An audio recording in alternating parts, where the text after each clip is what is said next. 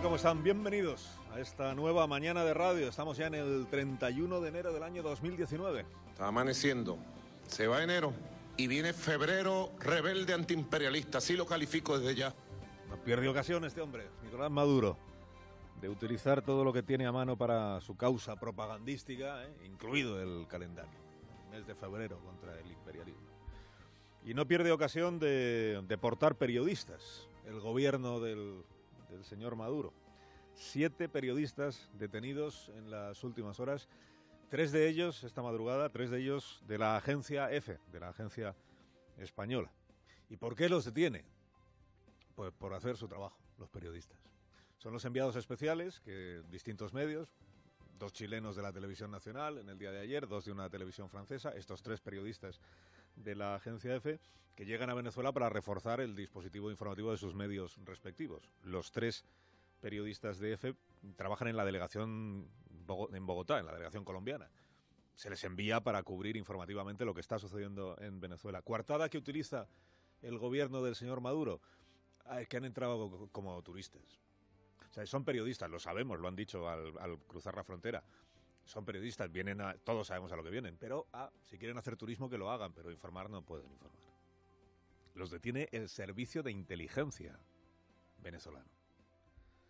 A Leonardo Muñoz, periodista colombiano de EFE, lo detuvieron ayer, en la noche de ayer, mientras cubría una manifestación en la calle. Y se lo llevaron para el SEBIN, que es la sede del servicio de inteligencia. A los otros 2 periodistas de esta misma agencia, un español, Gonzalo Domínguez Loeda, y una colombiana, Maureen Barriga Vargas, los estaban esperando los del servicio de inteligencia en el hotel. Y de allí se los llevaron también a la sede de este organismo. Y cuando llegó la directora de EFE en Caracas a pedir explicaciones y a interesarse por la situación, le dijeron que ella fuera de allí, que no tenía nada que preguntar. Ni hablar, ni ver, ni nada parecido. A los abogados tampoco. Y lo probable, lo previsible es que los deporten a Bogotá en estas próximas horas, como han hecho con los chilenos, como han hecho con los franceses. Este es el régimen bolivariano y su amor por... Ya en su día asfixió todo lo que pudo a los medios venezolanos críticos con el régimen y ahora está en sacar de allí a los periodistas extranjeros. Bueno, hoy, como dice Maduro, en efecto es el último día de enero. Y si de la oposición venezolana dependiera, sería también el último día de Nicolás Maduro, el hijo político de Hugo Chávez, que tomó posesión hace hoy 20 días de una presidencia que ya no le corresponde, porque fue elegido en unas elecciones que solo para el chavismo y para sus palmeros merecen tal nombre. Si dependiera de la oposición, o sea, de Guaidó, de Leopoldo López, si dependiera de Estados Unidos, o de Colombia, o de Brasil, o de Argentina, o de Chile, si dependiera de la Unión Europea, Nicolás Maduro saldría por la puerta del Palacio de Miraflores hoy mismo. Pero claro, no depende de ellos. O no solo depende de ellos. Depende sobre todo de cómo asimile, cómo digiera el chavismo, este movimiento que se está produciendo en la sociedad venezolana. Guaidó sostiene que el 90% de los venezolanos están por el cambio, por la transición democrática. Y depende de hasta cuándo quiera prolongar el chavismo la agonía de la decadencia del propio movimiento revolucionario de Hugo Chávez. La degeneración aquí ha llegado, eso que Hugo Chávez llamó revolución y que ha terminado siendo, como su referente cubano, una máquina de coartar la libertad, la pluralidad, la información, por supuesto, y los derechos de los ciudadanos. Maduro presume de que tiene a Rusia detrás de él, en un intento ahí de resucitar la dinámica de bloques de la Guerra Fría. Maduro agita la carta de Vladimir Putin. Maduro entona por enésima vez este estribillo que dice que Colombia y Estados Unidos están metiendo mercenarios en Venezuela para asaltar por la fuerza la presidencia y para abrir camino a la invasión militar. En eso también es de la escuela propagandística de los hermanos Castro. Juan Guaidó, por su parte, sigue sumando apoyos internacionales. Hoy le va a reconocer el Parlamento Europeo. Está nombrando representantes diplomáticos en las naciones que ya le han reconocido como presidente. España está en puertas de hacerlo. Está llamando a la población a la constancia en las manifestaciones y está pidiendo ayuda económica para proveer a la sociedad venezolana de bienes de primera necesidad. Es el factor económico, la precariedad, el desabastecimiento, los precios y la corrupción el que Guaidó cree que puede ser el factor que decante la posición de la mayoría del pueblo. Atender la emergencia humanitaria. Mañana también estaremos presentando desde el Parlamento, vamos a estar hablando un poco del tema del Plan País. Estamos hablando de lo más pronto posible. Ayer anticipó el señor Tajani, que es el presidente del Parlamento Europeo, que hoy se va a producir el reconocimiento. Hay una declaración ya acordada por los socialdemócratas, los conservadores. La va a apoyar Ciudadanos. Estará en contra Izquierda Unida, claro. Estará en contra Podemos, naturalmente. Para reconocer a Guaidó, digo, como presidente e único interlocutor, a ojos del Parlamento Europeo, único interlocutor de la administración venezolana. Con el voto en contra, digo, de Izquierda Unida y de Podemos. Y vamos a ver cómo se pronuncian el resto de los eurodiputados españoles. El lunes nos preguntábamos aquí, igual usted se acuerda, nos preguntábamos si Pedro Sánchez repetiría en México, y teniendo a su lado al presidente izquierdista López Obrador, esto que con tanta vehemencia dijo el domingo en un mitin en Valencia. La izquierda nada tiene que ver con Maduro. La izquierda es todo lo opuesto a Maduro en Venezuela. En efecto, Sánchez no lo hizo. No hubo ayer ni media crítica a la izquierda, que todavía considera a Maduro uno de los suyos. Lo que pasó anoche en Ciudad de México es que el presidente mexicano repitió su doctrina de no meterse en los asuntos de los demás. López Obrador sí dio por buena la toma de posesión de Maduro en enero y abogó por el diálogo y por la conciliación, el mexicano. Por el diálogo, que es justo lo que el secretario general de la Organización de Estados Americanos, que es un señor que se llama Almagro y que es la bestia negra del chavismo, dijo ayer que a estas alturas es una estupidez. De lo más ridículo que podemos ver en este tiempo es el ofrecimiento de mediación. Porque esto no es un tema de negociar entre dos partes, esto es un tema de redemocratizar el país. Lo más ridículo es insistir a estas alturas con lo de la mediación, dice Almagro, que por ejemplo con Rodríguez Zapatero pues las ha tenido tiesas. ¿Y qué dijo Sánchez entonces anoche en Ciudad de México, en el quinto día ya de los 8 de ultimátum que le dio a Nicolás Maduro? Bueno, del ultimátum no dijo ni palabra anoche el presidente. Anoche, y con López Obrador a su lado, en lugar de poner el acento en lo que debe hacer Nicolás Maduro, puso el acento Sánchez en el grupo de contacto. Esto que están ahora es formar un grupo de países que hagan de mediadores, otra vez la mediación, entre el régimen y la oposición, entre las dos partes.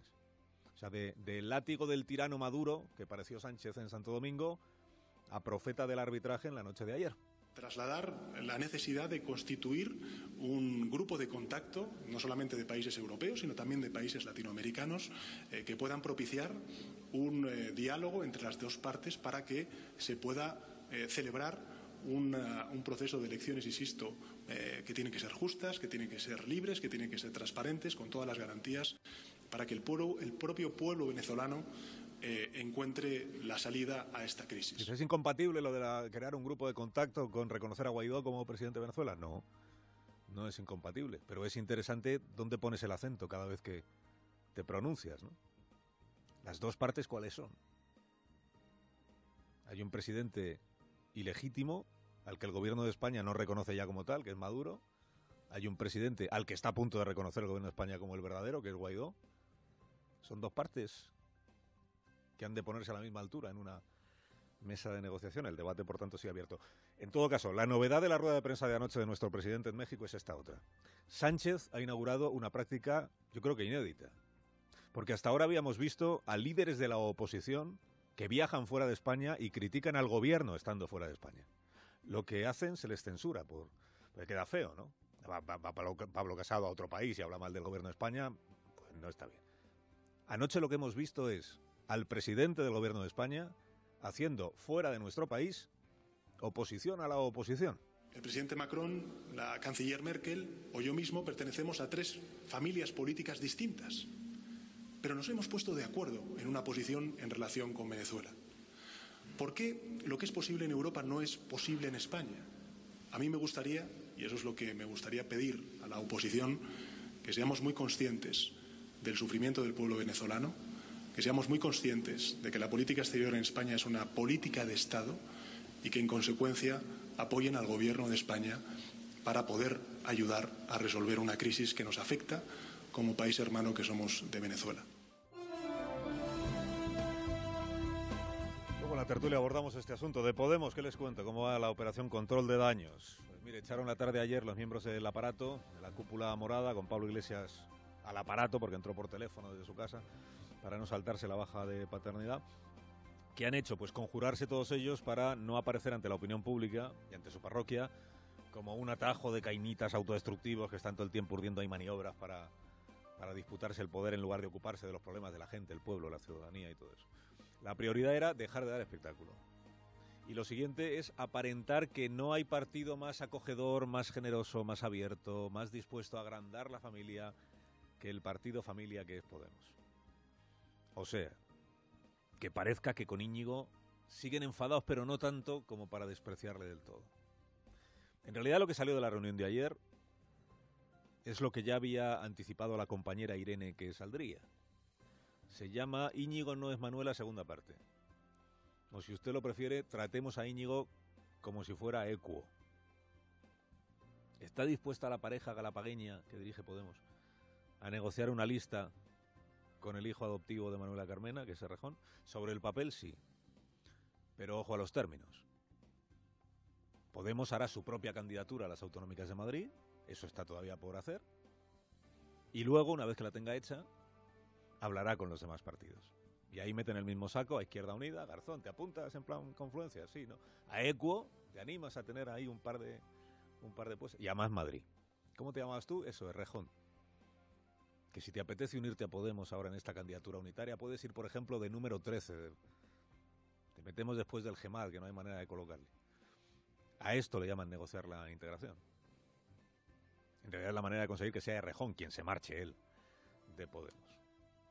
Ya sabe usted que Iglesias ayer con infinito desdén dijo que el gesto de Errejón y Carmena es la izquierda amable, blandita, ¿no? Digan, pastelera. Hasta ahora teníamos a Vox diciendo lo de la derechita cobarde, los moderaditos, que dicen los de Vox, y ahora tenemos a Pablo Iglesias diciendo esto de la izquierda amable. Este no es país, está visto para moderaciones y amabilidades. Carlos Alsina en Onda Cero.